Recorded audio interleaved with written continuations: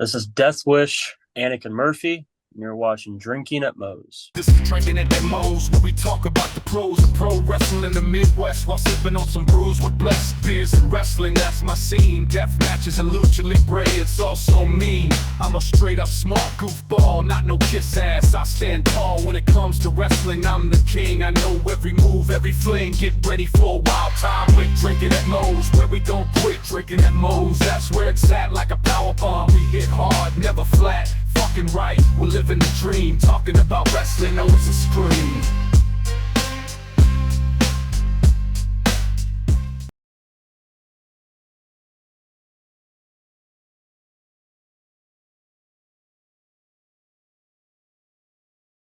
All right, everybody, taking time out before we get this show started.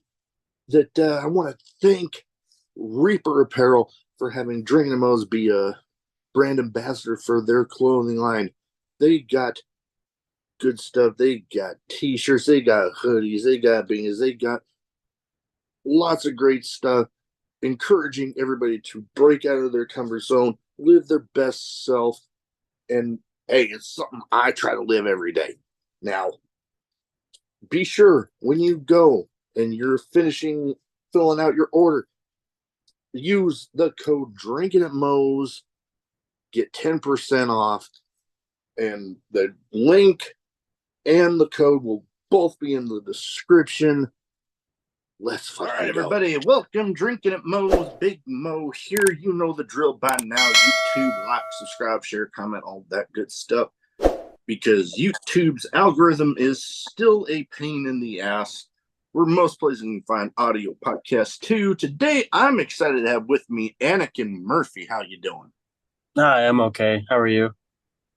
Oh, I can't complain. I was actually at Collision this last Saturday, so that was a fun time.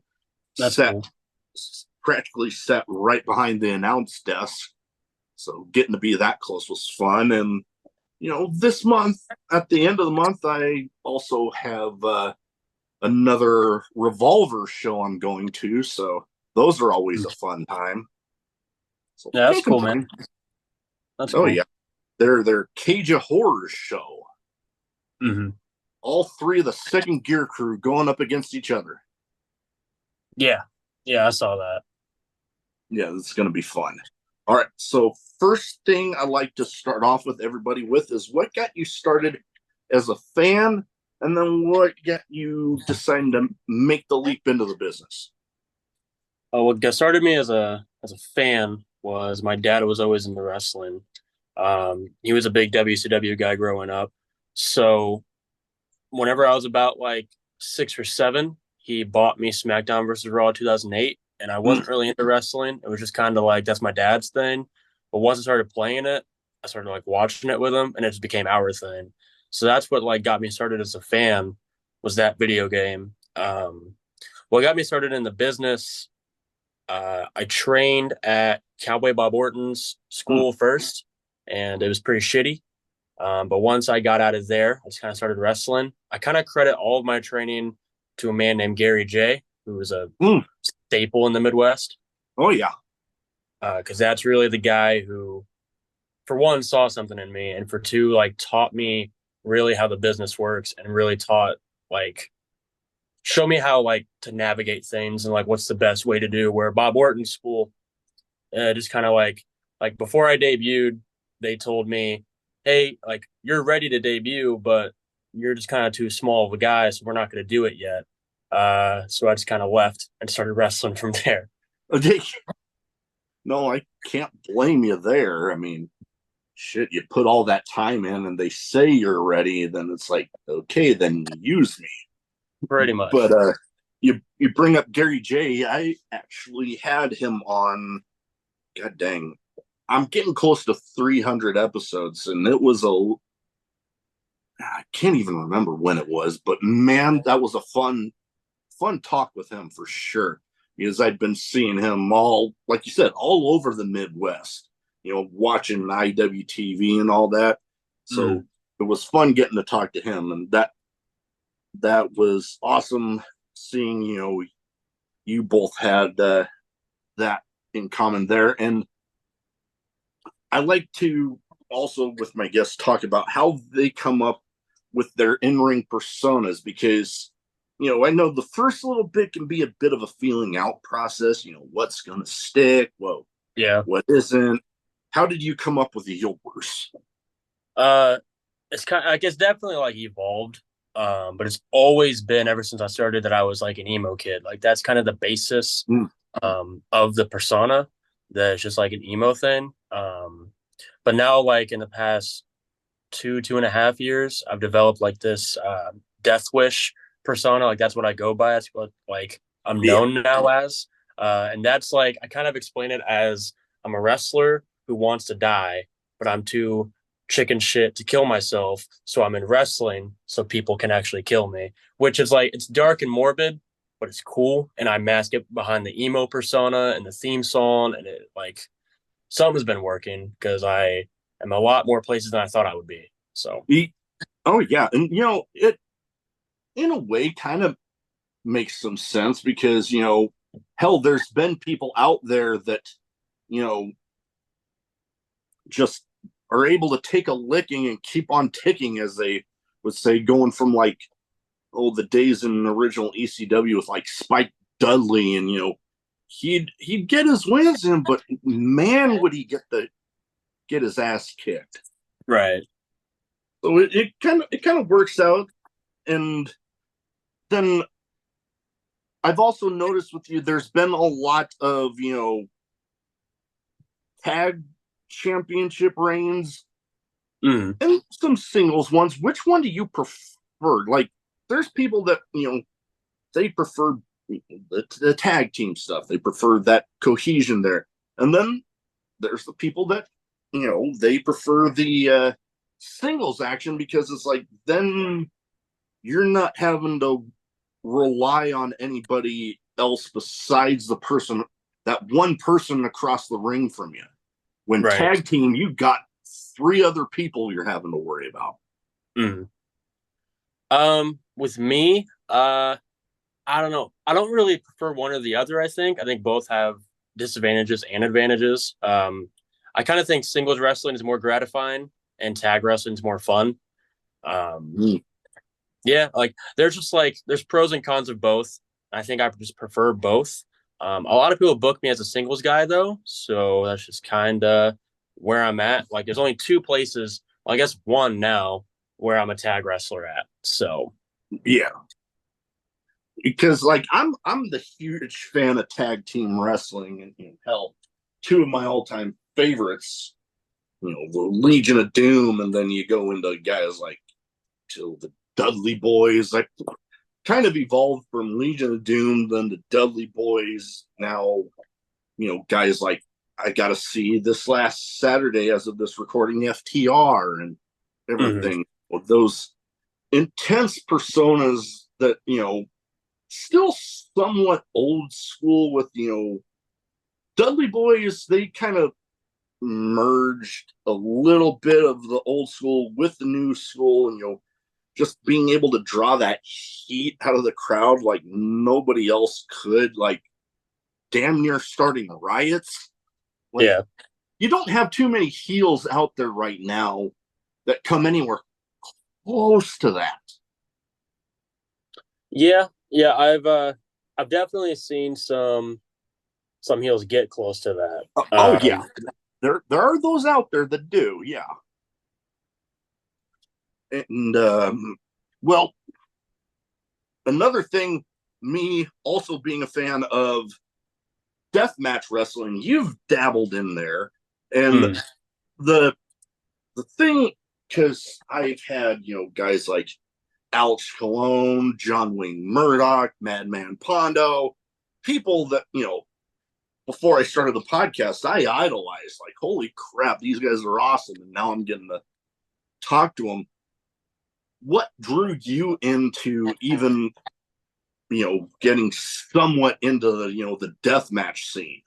hmm Um, I've always been a huge fan of it. I've always been a huge fan of like CZW, Mm, Tournament of Death, like highlight videos. I would always watch whenever I was a teenager. And I don't know, like I did backyard wrestling a lot, And for whatever reason, anytime we did something like crazy or hardcore or whatever, I really liked the reaction from people. Like I really liked, oh, like that must have fucked him up. That was gross. I've always liked that reaction. So I think that's what kind of drew me into death matches in wrestling. It was a very slow start because originally I was not wanting to do it. I was pretty skittish around it. But Yeah. like the more I dabbled in it, the more comfortable I got. And I think right now I'm very comfortable in it and I would love to do more. But I kind of think deathmatch wrestling is on, I don't want to say like a slow break, but it kind of is. Hey, There's not as many death matches now as there was in like 2020, 2021.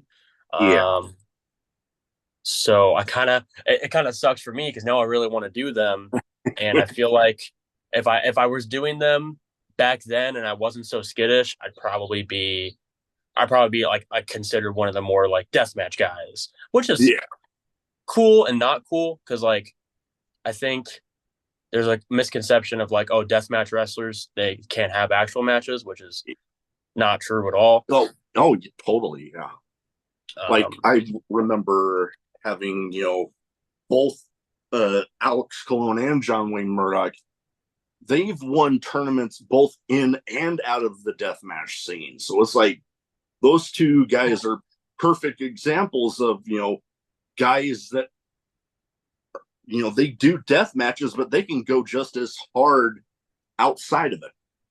right, and I don't think people really delve into like people's history very much. Like Alex Colon, before he was even like doing death matches, was traveling all over the Midwest with a bunch of guys from Ohio, like killing it. John Wayne Murdoch was doing IWA Mid South every week, like normal matches, and it's like those two are like two of the best wrestlers. But since they like to do death matches, everyone's like, oh well, they can't. Like they're not one of us, which is dumb. Yeah, no, that's not a good mentality to have, but it's one that a lot of people have. And, when it's done right in the ways that, Alex Colon, John Wayne Murdoch, and Madman Pondo, and so on, the way those guys are able to do it, it's like just like any other form, any other genre of wrestling, you just got the deathmatch elements surrounding it, Mm-hmm. which can kind of sometimes with those people can take away the the thought of, oh man, these guys can go hard regular wrestling and they only see the death match elements. Mm-hmm. And one thing that I've noticed in a lot of places is some of the names that come out of, the names that people are able to come up with for these different types of matches. Like I remember one that I looking at my notes here. Sometimes I'm hard even reading my own handwriting here, but floor is lava. I'm like, Mm-hmm. okay, that's an interesting name that I don't believe I've heard of yet. Are you asking about like the match with me and Priest? Yeah. So yeah, we had a no rain floor is lava death match, but I don't know if you can call it a death match. There was nothing death match about it. Uh, but there was in this no rain venue, they had like a stage in the floor that was like maybe like a 6 inch drop. So we like just structured this whole match with all right, whoever touches the floor off the stage, like that's who loses. Um, and it was definitely like different and interesting and fun. And Adam Priest is very, very good. Um, yeah, like it was just fun and interesting, but I don't think it was like a death match. Yeah. No, that there's ways you can get around a match like that, not, you know, technically being a death match. You can just have a straight up wrestling match and then, oh, guy gets knocked off the stage. Yeah. The other one, I believe, was for TWE, which I've been lucky enough to have a handful of people from there. Hmm. Thumbtacks in the Pit, which seems somewhat self explanatory, but describe that one to me. So it was me and Tank. and there was a trash can lid just full of 5 to 10,000 thumbtacks, and I think the match was just like a normal like match, just with those thumbtacks. I'm pretty sure we both took those like thumbtack trash can lid thing, and that was also just like another fun match. Like TWE, like whenever they run those no ring shows, it's like very very fun, and TWE is fun Oh, regardless. oh yeah. No, they definitely have a fun product. Like I said, I've been lucky enough to have people from Jameson Shook, and I just had Sigrid, daughter of Tyr, on, Mm. and I haven't released her episode yet, but it's getting scheduled out. I And think hell, hmm? yesterday was so yeah, yesterday was my 1 year anniversary of being like a regular at TWE. So it's No been like kidding. really, really sick. That's awesome. And I've been a fan of TWE ever since. You know what? I believe the first time I saw a show from their venue wasn't even actually a TW show. It was one of the ICW No Holds Barred pit fighter shows, where they got that cage Yeah. print. And I'm like, holy crap, that looks like a fun venue to go to for a show. Yeah. Yeah. I've done the pit there twice. Once against Gary J, once against Danny DeMonto. And like the environment, like the atmosphere there is crazy. Like ICW is it was a big bucket list promotion for me. And I got to do it twice. And I don't know if they're coming back. Hopefully they do. And hopefully they'll have me back. Uh, but like those are a really sick atmosphere. Oh yeah. Like hell. ICW No Holds Barred, I've also had a few people come through there. And, I'm hearing that this is more just of a hiatus thing. It's not like a permanent Yeah. going away. So, I mean, Yeah, time will tell. I think it's just a break, but I'm not on the regular roster, so I probably don't know for sure. So I'm not gonna be like, oh yeah, just a break. Yeah, no, I don't want to be one of those reporting something as news when I don't know the full story. Now, another show for some friends of mine that think they're having a comeback because they themselves went on a bit of a hiatus, but Mid Death Pro, where you went up against Brandon Juarez. Mm. Now, I've been lucky enough. Brandon Juarez is like a big brother to me, even though I think I'm technically older than him. I don't remember. But he was actually the best man at my wedding. Oh, sick.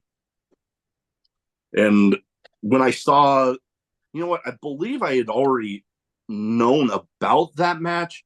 I wasn't able to be there, but then, putting my notes together and that popped up again. I'm like, oh, Kim, I remember that now. Yeah, it was a fun match, and mid death was a cool atmosphere too. It's just the car ride home was quite bad. Quite car ride home was a nightmare. But I did like mid death. I did like Brandon or Brendan. Now, okay, now you got me curious. The car ride back being a nightmare. Now, Yeah. like, what the heck happened there? So on the car ride back home, I was with two other people. Um, and one of the people were driving the car and they got pulled over. And the cop was an asshole. Oh Cop was a boy. big piece of shit. Um, Long story short, the person that was driving the car got arrested. Oh Uh, shit. it was not for anything bad either. Like it was total bullshit. Um, so we had to bail him out of jail, and it made the drive a lot longer because this was like in the middle of nowhere in Iowa, and this cop was an asshole anyway, and it just made our drive like 2 hours longer. Because also we weren't able to even attempt to bail the friend out until like 45 to an hour and it was just like I don't know if they were just processing it or whatever, but it was just dumb and it was just bullshit. The whole situation was just chaotic. Yeah, it was just dumb. It was just dumb. And now I kind of look back, like we look back on it and laugh, like, oh, that was dumb. But like, Mm, a part of me is still like mad because that like, some police officers are cool, some of them are nice, but this one was an asshole. And yeah. I have not been back to Iowa since. Hmm, interesting. Because yeah, no, it's always unfortunate you have those run-ins with people that are just a bad apple, for the lack of a better way to put it. And I have plenty of friends that are in the law enforcement community and just fine. So yeah, Yeah, and hell, you see the videos on YouTube and shit all the time of these guys that just seem to have their heads up their ass, I guess. yeah, All right, and speaking of you know Iowa Midwest, you not only you've gone all over the Midwest, you've actually also gone over to some spots little further out east, including for some people I'm very familiar with, and actually had the promoter on for Bloodstorm Pro yeah, out in New yeah, Jersey. yeah. I What was was there once. Yes, I was there once. what was that experience like for you there? Because they put on an intense product. Yeah, I wrestled Austin Luke, who is very good. Mm. I remember the match being really, really good, and it was my first time in the H2O building, so it was also cool. Um, yeah, I there was a chance that I was gonna be back at Bloodstorm this past November, but that couldn't really pan out, and I don't remember why. Um, but I do like Bloodstorm, and they treat us very well. Oh yeah, no, I've got nothing but great things to say about them. And you bringing up H2O, I've lost count of how many people I've had on from there. And, I actually got 2 episodes airing this week with people from there, and it much like the TWE arena, the H2O Center is definitely one of those on my bucket list of independent wrestling venues that I'm like, I want to go there. Yeah, it's a cool venue. I had to come in the house now, so if you hear my cat, he's probably gonna meow. Oh Um, yeah, oh you're good. yeah, it like that building and the TWE building and the arena in Jeffersonville were like I think the three main arenas that people want to go to because there's so much wrestling there. If I could put them in like a ranking, I think TWE is like definitely up top, and then the arena in Jeffersonville is very like below bottom if that was possible. Uh, but I do like those venues a lot. Wrestling in those venues is cool. Like I have a whole spreadsheet on my phone of like every venue I've wrestled in, every promotion, every town, whatever. Um, and sometimes I look back on it, I'm just like, man, like that was cool. I wrestled at the fucking pageant in St. Louis. I wrestled at the Berwyn Eagles Club and stuff like that. It's cool to look back on. Oh yeah, and hell, what was it? Jericho even put out a book where, at least up to the point that he put the book out, every single match that he has ever had, the promotions, venues, opponents. I don't think I've ever actually read the book or seen it, but I do remember listening to an episode of his podcast where he went over like a very big chunk of it, and it sounds kind of similar to what you got going on, Yeah. getting the spreadsheet going.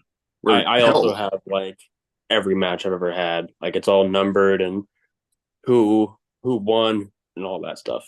I've had that is 415 matches. that is awesome. And a little, hell, if nothing else, a memento for yourself to Yeah. look back on and be like, holy crap, some of like looking back and seeing different matches and be like, Oh, damn, that was a fun one. Yeah. All right, now the other one, you've actually also faced off against another friend of mine, and I also, very friendly with the guys that run the promotion, Fountain City Pro, where you went up against my friend Jay Fowler. Yeah, that was Fountain City is really cool. Fountain City is like um becoming one of my more favorite promotions to work for because that crowd is insane. But that was in the main event of their last show. It was me, Fowler, and Gary. And I don't think the footage has come out yet, but that match is really good. Oh yeah, and hell, I'm very familiar with Fowler. I mean, when he used to work under a mask, I was one of the first, fans, air quotes, fans to see him without the mask on before a show. Like, Mm, he was very protective of it. And, when the fans got let in, that mask didn't come off if he was, out and around everybody. right. So, and hell, now he's on a pretty great run. I was actually recently at this was like maybe a month or two ago at a show where he went up against again Mike Bennett, and Mm, that was a fun match to witness. And I actually got Mike Bennett laughing during the match because I can be the bit of a goofball fan, trying to get somebody to crack, whether it be a wrestler, referee, whoever. And there was a moment where the crowd had died down, like they just got done cheering something, and him and the Undisputed Kingdom, I couldn't help myself. I just yelled out, "Adam!" And mhm. you could just see him look down and like he's trying to hide it, but you could tell he was laughing his ass off. And I got to talk to him after the show, and he was like, "Dude, that popped the hell out of me." And I'm like, "Yes." That's cool. And hell, I even got somebody at Collision this last Saturday where I got the idea because Tony Storm was on commentary during Dynamite, and she was talking about Mariah May slapping the tits off her opponent. And I'm like, oh my God. Okay. Then I forget, and I'm still in the process of watching back the show to see if this came across on TV. Hmm. But at one point in the match, like to where there was no doubt that they could hear it, I just yelled out, "Slap her tits off!" And Luther, the butler manager guy, got a reaction out of him. Like all of a sudden, he just went, like looking around, like, who said that? So I'm Yeah. like, yes, made my night. All right, now I got two categories. Okay. One's a bit of a name game where I name off some people, you give me some quick thoughts on them, and Okay. I try to theme it towards the guest as much as possible. And looking back through some of your matches, I put together a list of people that you've at the very least shared a locker room with, if not shared a ring with in one way or another. Okay. First one, we kind of talked about him a little bit, but he also has in common that he is a former guest of the podcast, Tank. I love Tank. Tank is a very, very sweet man. Like behind the curtain, he's very, very nice. He's also one of the easiest wrestlers to wrestle. Yeah, that's really it. Like he is genuinely one of the nicest humans I've ever met. I can definitely echo those sentiments because, you see him in front of the camera and, he's like, ooh, very intense, somewhat intimidating sort of a in-ring persona. But then talking to him, for the podcast, and, I've heard from people that have shared a locker room with, if not been across the ring from him, and, had those interactions like what you had. And Very same thing said across the board. Just Yeah. an all around nice person.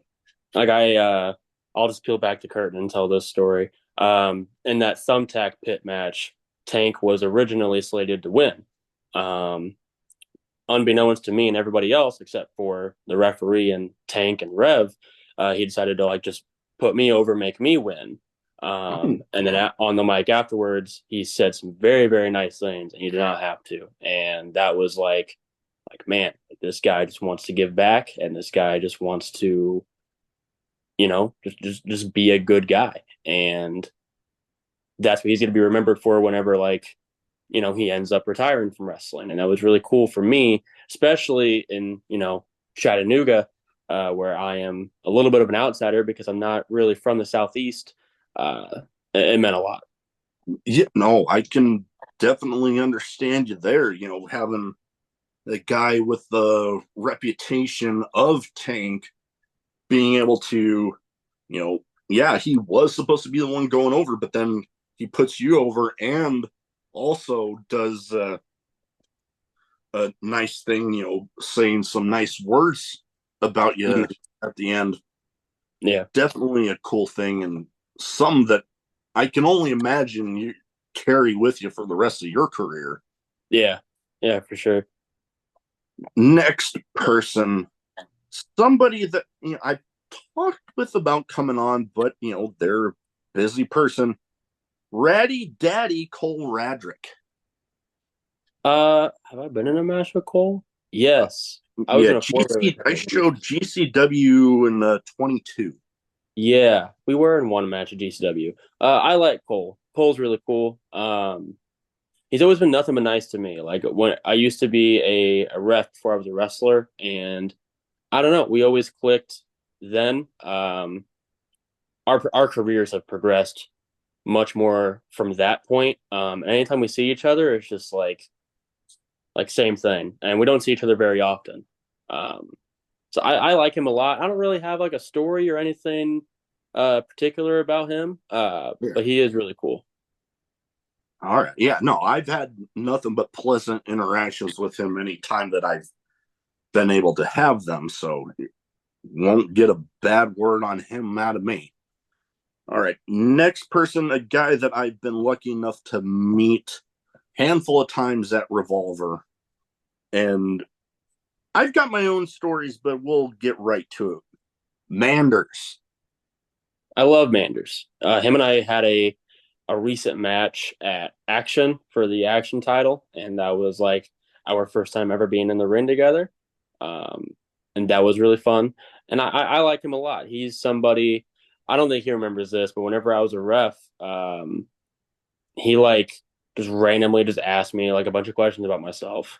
And I think it was like whenever he was first starting to break in. He was probably still living in Iowa. Um, and I remember that from him. But he's also someone like Cole. Like I don't see him very often. I don't have very many stories, but like he's a genuinely good guy, and he's really like he's the man. Oh, yeah. No, I've never had a bad interaction with him, including one of the first times I ever got to like actually talk with him. I was at a Revolver show, and it was during the meet and greet they do before, and I'm forgetting who it was. It might have been Crash Jackson, but I'm spacing off on who was next to him. But he was asking about my beard and like how long you've been growing it. And like, well, I can't remember the last time I went clean shaven because me with my bald head, if I went clean shaven, my head would look like a penis. And he was on the floor laughing. And I've also got to actually in person tell them something that I've kind of joked about on social media that the second gear crew matches might as well be sponsored by Home Depot with all the stuff that gets thrown around. I Yeah, actually Max. got I actually got to tell them all three of them that story, and they all loved it. But then, you mentioned him in Iowa. Um, him having been on the Iowa Hawkeyes football team, and me living about an hour away from Lincoln, Nebraska, with the Nebraska football team, there's that big rivalry between the two. And the last time I saw him, I got to tell him because I'm like, you know what, you and I have never had a bad interaction. Whoever said a Hawkeye and a Husker couldn't get along? And he was like, yeah, I love it. I'm like, yes. Who knows? I want to get him on, but with the show that I'm going to be seeing him at next, I don't think he's going to be wanting to do too much of that after because that is going to be one crazy freaking match. Yeah, yeah, that makes sense. Now, the next person, last but not least, I've been lucky enough to have him on twice. Once, the last time was part of my special Mania Week extra stuff from Flophouse Wrestling, Schwartzy. I like Schwartzy. He booked me for my first Mania weekend. That was cool.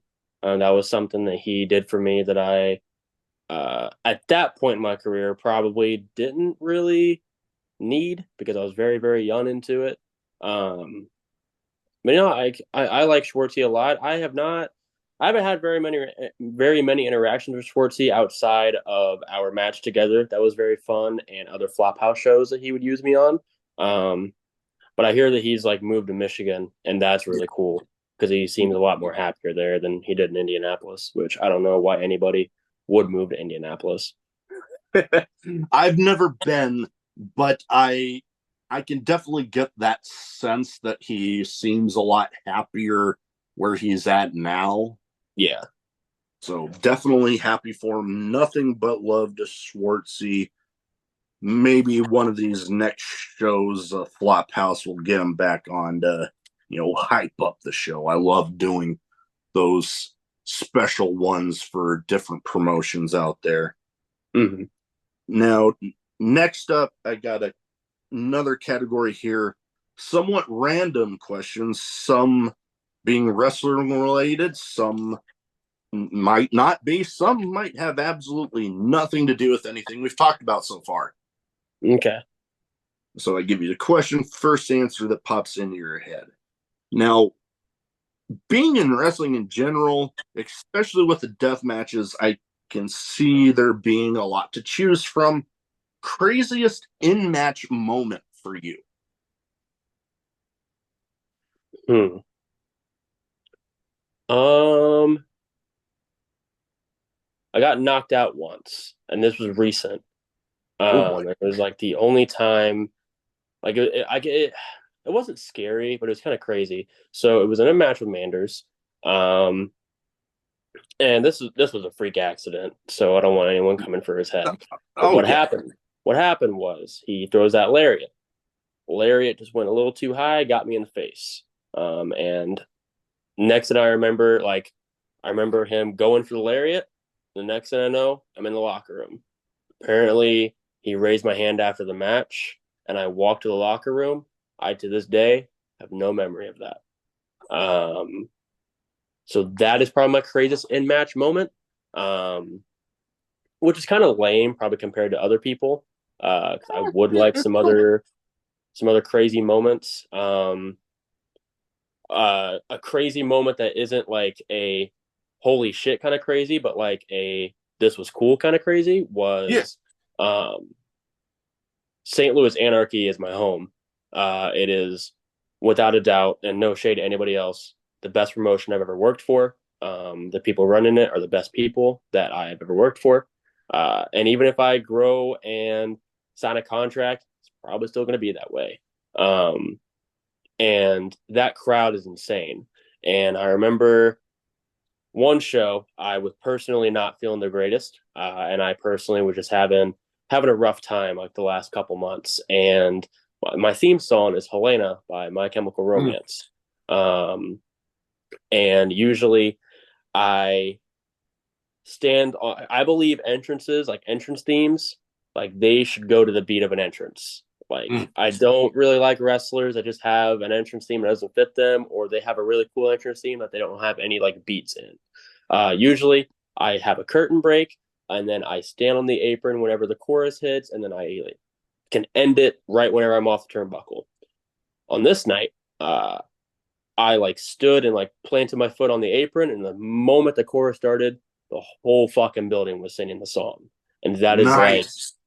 the most like all the personal bad feelings I had went away. Like it was just like, this is fucking cool. And ever since that one show, they've been doing it since, and it's been getting louder and louder and louder. Like this last show in May, loudest it's been. I'm back there on June, the last Friday of June. I think it's the 28th. Yes, June 28th in Alton, Illinois. I'm in the main event. It's probably going to be just as loud. So, Mhm. Oh yeah, no, I look forward to seeing how that one goes. I am somewhat familiar with St. Louis Anarchy. I talked a little bit with them about stuff, when I was getting fresh into, the podcast. So, yeah, I it's a would love. promotion that has so much rich history that not many people know. Like they've been around for like 20 years. Because it originally started as LWA, and then it became St. Louis Anarchy in 2008, I believe. Okay. And it has a lot of rich history and a lot of big time indie names that are now on TV have like been to St. Louis Anarchy. Oh yeah, very true. Yeah, I've been lucky enough to witness a few crazy moments, including, oh, Brandon was actually Brandon Juarez was actually involved in one moment where the promotion had their version of the Money in the Bank match, and they had like a ladder bridge between guardrail and ring apron, and he had a guy on his back like Sheamus's white noise, head down here, leg. And I see Mm-hmm. him look down at the ladder, and then he jumps, and the ladder folds, and just like ouch. And my first ever actual death match that I got to see in person was Jake Chris versus Joel Bateman. Mm. And holy shit. Like it ended with four folding chairs, two panes of glass, and then Bobby Olson rolls in. I see him pull out a thing of lighter fluid, and they lit the glass on fire. That's different. Yeah, I was third row for that one, and my jaw was on the floor. Yeah. I haven't had too many of those jaw dropping moments in lately in the amount of wrestling that I watch, but that was one of them. All right. Next up, you know, wrestling, whether you're on national TV or the independents, there's a lot of traveling. And, a thing that I know I have on different road trips I've been on is a playlist of different music. And, with your character, I can imagine some stuff that might be on here, but what is like on a road trip playlist for you? It's usually a lot of emo music. It's just kind of that's kind of all I listen to. It's like emo music from the past and present. Like a lot of Midwest emo music. Um, it sounds boring, but that's really it. Like my favorite band is William Bonney. They're a Scrams band, and Scrams is like a emo adjacent genre because there's so many fucking genres of music for some reason. Yeah. Um, they're definitely in there because they're my favorite band. Trash is a band that is in Springfield, Missouri. They're not very well known, but they're Midwest emo. The ones that people do know, like My Chemical Romance is in there, Taking Back Sunday is in there, Pierce the Veil is in there. Um, yeah, stuff like that. Oh, gotcha. Kind of going along with that, what are some road trip must have for you? A good gas station. Hmm. I don't go to shitty gas stations. Usually my road trips are really boring. It's usually I leave my house and I go to the show and then I go back. Like there's stops in between there, but there's not many road trips where I like see stuff. And I wish there was, but a good gas station. Like there's been times where I take an exit to go to a gas station, and I'm just gonna go back on the interstate because it's shitty. My favorite gas station is Sheets. Sheets is my favorite gas station. Okay, I've heard plenty of good. I know back before Ethan Page was uh, out of AEW, him and Ruby Soho had a back and forth on what was better, Sheets or Bucky's. Bucky's Remember, sucks. I've never been to either. Bucky's is just like everyone rants and raves about Bucky's, and it's not all that. Like Wally, if everyone's ever heard of Wally's and Bucky's are pretty much the same, and they're both just really mediocre. Like the best, the little kid in me thinks the best thing about both of them is their slushy choices because there's so many flavors. But I'm also really picky, so that's kind of disqualifies my way of thinking. But I can give a shit less about the microwave pulled pork sandwiches they have, or the corn nuggets or whatever the fuck. I don't care. Yeah, I get you there. Yeah, like I said, I haven't had the luxury of being able to go to both.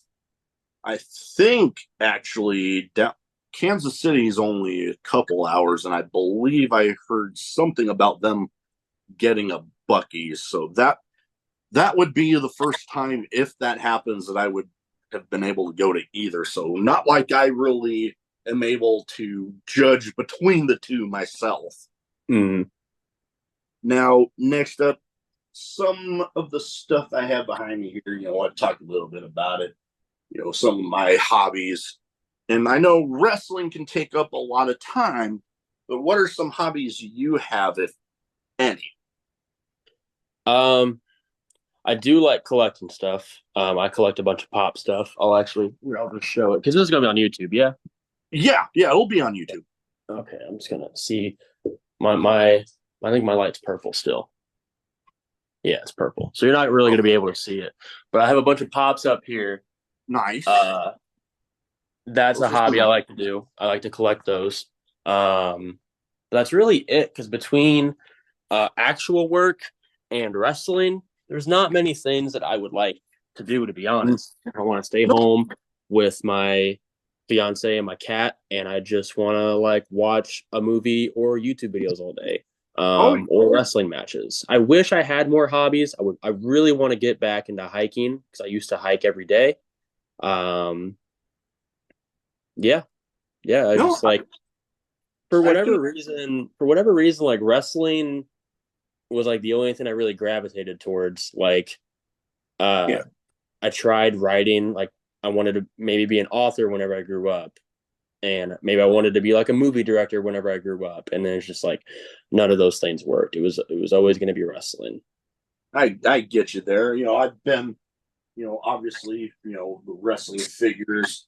I do dabble in the Funko Pops. I got way more wrestling ones than I do anything else, but there's a couple that I'm particularly proud of because I have actually been lucky enough to get them signed, and I'll pull up one of them.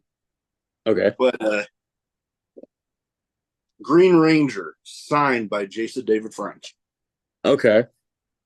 I met him. It was probably a couple months before his unfortunate uh, suicide.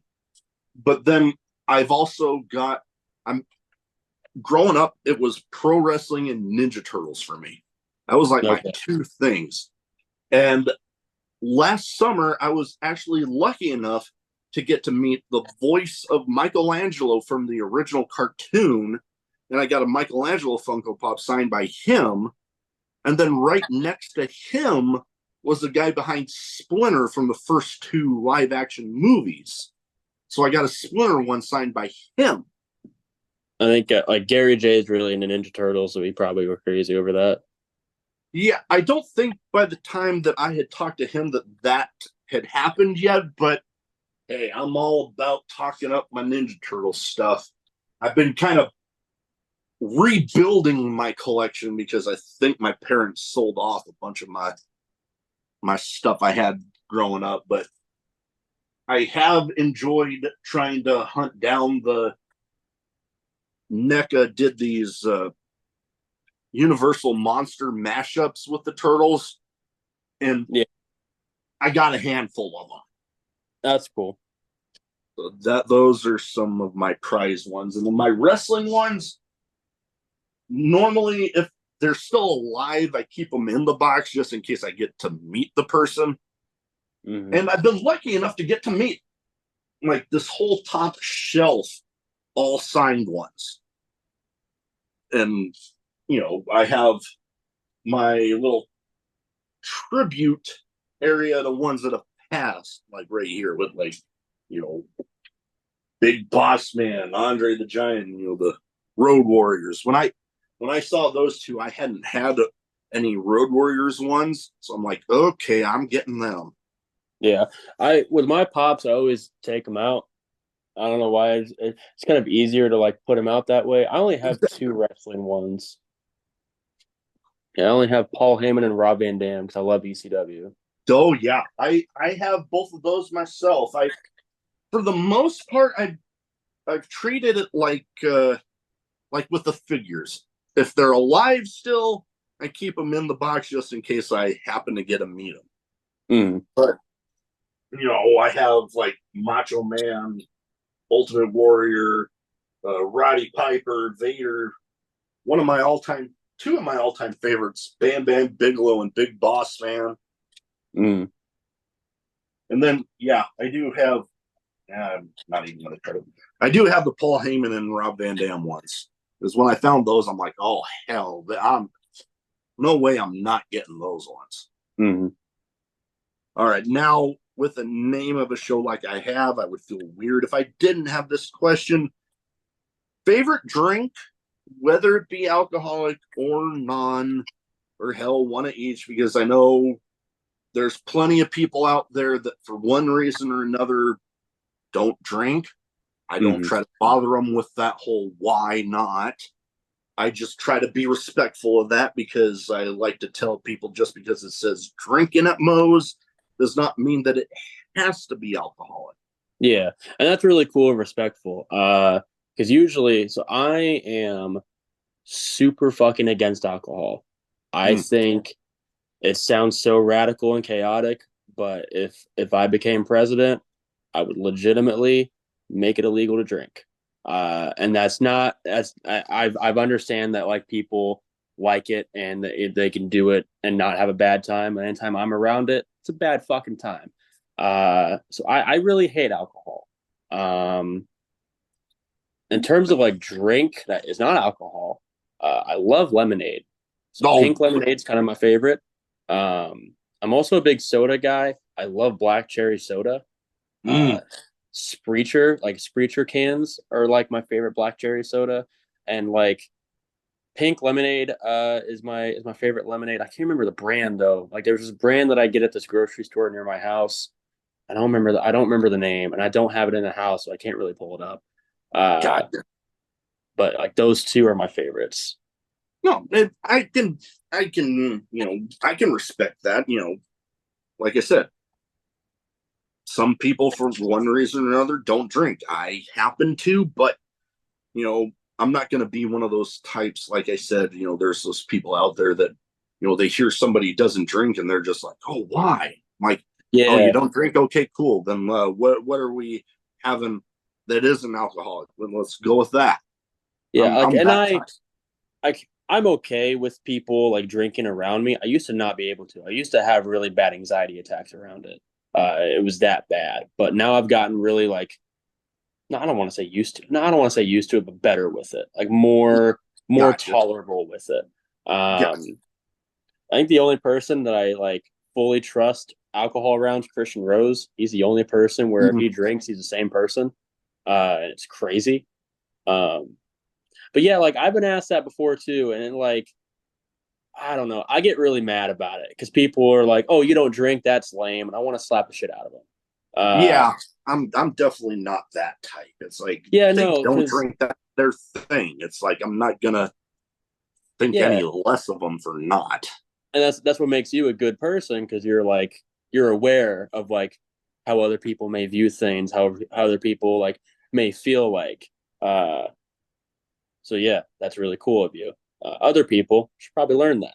Yeah, some people should probably take a few lessons from people like that. And well, outside of the occasional beer, I don't drink like I did when I was in college before the Navy, or like I did when I was in the Navy.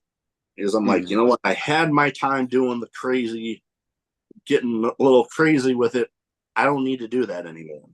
Right. But I am, like you mentioned, lemonade. Can't go wrong with a good lemonade. That's some good stuff. Very refreshing. And I am a bit of a Dr. Pepper fiend. I I do like am. Dr. Pepper. Oh yeah. I've like doesn't really matter to me what variety of it. I've been drinking some more of the diet and zero sugar stuff lately, but literally any of the varieties of it, although I am particularly fond of the cream soda one. It's like Yeah, that one's Dr. Pepper. that one's good. I used to drink that a lot. I think the cherry one's a bit better. Oh, the cherry one. The like I said, I've been drinking more of the zero sugar varieties, but the Dr. Pepper cherry zero sugar one, oh, that is good. That is definitely good. All right. Last but not least here, best advice you have for anybody wanting to get into wrestling. Um, Usually whenever I'm asked this, I always say stick to your guns. And I think I'm just gonna say that again. It's always stick to your guns. If you believe you want to do something and you believe it's not even like what even if you want to like not get into wrestling or not, if you want to do something, you gotta stick to your guns because like for me, I've always been a super small dude. Whenever people in school would be like, "Oh, what do you want to be when you grow up?" and I would, I say wrestler. I've even had like teachers be like, "Oh, you should probably think of a better thing." I've never listened. I've always stuck to my guns and said I'm going to do it. And then whenever I was in training, I had the guys in training say that I was too small to be a wrestler. Stuck to my guns, and now I'm proving them wrong. I've been doing it for 5 years. Like, so I think stick to your guns and always trust that if you really like dream of something, you can make it a reality. And as cliche as that sounds, like it's true. Yeah, if you're I willing to, oh, go ahead. no, you go ahead. Oh, I was just gonna say, yeah, if you're willing to put in the hard work that might have to come along towards you getting to that, man, you Mm, there, it yeah, it might sound cliche, but you can literally accomplish whatever the hell it is you're wanting to do if yeah, you're willing to do that. yeah, exactly. It's a lot of people really get stunted by their dreams, and I don't think people realize how short life really is. Um, I could literally die as soon as I hang up this Zoom call with you.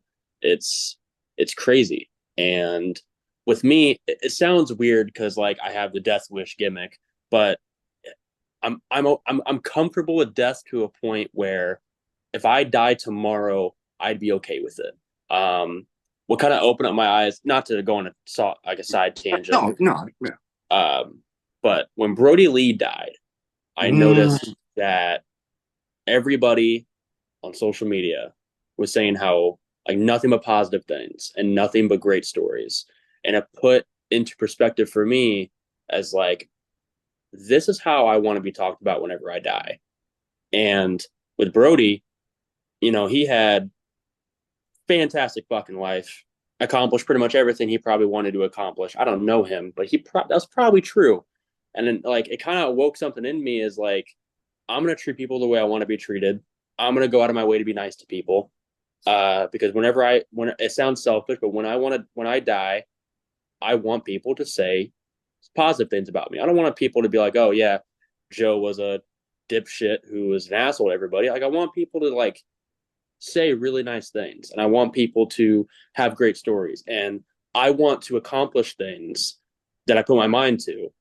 Because if I die tomorrow, I don't want to be like, well, I didn't debut for ICW, so that didn't work. Like I want Yeah, to put my mind into stuff, and I feel like people not I don't want to say they should have this mentality, but maybe consider it, maybe like try it, because it's really helped me with accomplishing a lot of my goals because there's so many things I want to do with wrestling and with my life, but like I moved to a whole different state and I did not think I was going to do that. I have wrestled in 15 states when I thought I was going to wrestle in maximum two. I've won multiple titles, wrestled people that are on TV. Like I've done a lot of really cool things that I just kind of told myself that, I'm just going to do what I can to make this happen.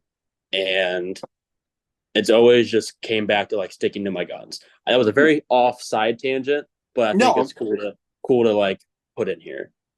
oh yeah, no, definitely understand it because hell, I know with uh with the podcast even when I first got started out doing it, I was interviewing friends that were in the business here local, and then I'm like, shit, I'm gonna run out of people to talk to here soon.